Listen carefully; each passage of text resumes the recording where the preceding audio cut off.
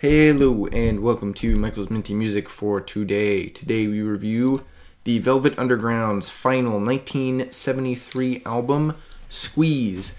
It's good, but nothing spectacular here, kind of middle of the road. This is the track listing, and these are the tracks I added to my playlist. 8 out of 11, so actually most of them, more than I was expecting. Most of the songs here are decent, but there isn't really anything that stands out a lot. The album sounds like a weird mix of kind of 60s rock music. There's a lot of Beach Boys sounding stuff here, but it's got a little more early 70s sound to it, so it sounds a little bit more modern. This album, it really sounds like a throwback to the mid-60s when rock and bubble pop were kind of evolving, but they weren't quite there yet. It's kind of missing the innovations that happened in the late 60s. It kind of feels like a 1965, 1964 kind of album. The songs here are clearly experienced, but they're missing a kind of intentional artistry to them that other songs have.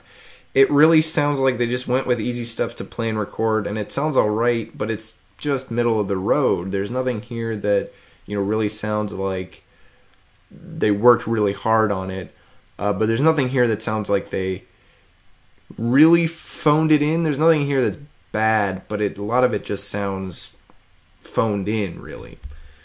The flow is actually alright, although the album never really gets super slow or super fast enough to have a ton of depth.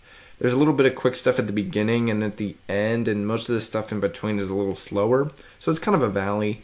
Little Jack is a pretty good opener, and Louise is a decent closer.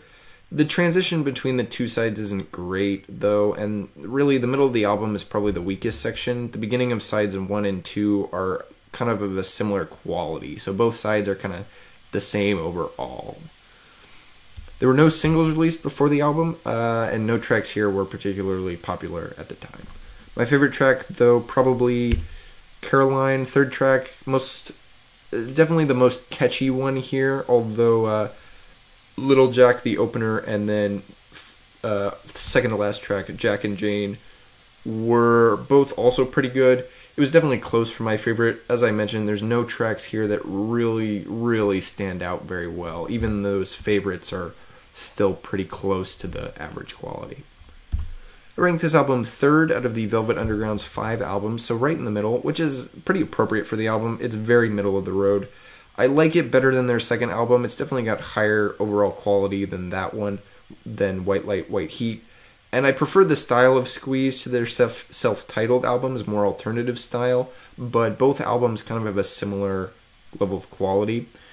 This one is definitely not close to their debut or Loaded, though. Both of those albums are significantly better, definitely have a lot more energy, a lot better songs, and just are more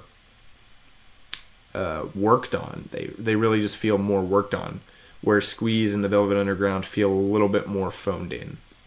And White Light, White Heat is just missing a lot of stuff. Also, this album doesn't take my top spot from 1973. That stays with Billy Joel's Piano Man, which is definitely better than Squeeze in terms of just quality, variety, and even general artistry. Piano Man is Billy Joel's big break, and he definitely got it for a reason. It's because he really worked on that album, and it's a lot better than Squeeze. So, next up is Queen's 1974 album, Queen 2, which was their second album. It's hitting its 50th anniversary on March 8th of this year, so pretty good time to review this pretty good album. So stay tuned for that, and as always, stay minty.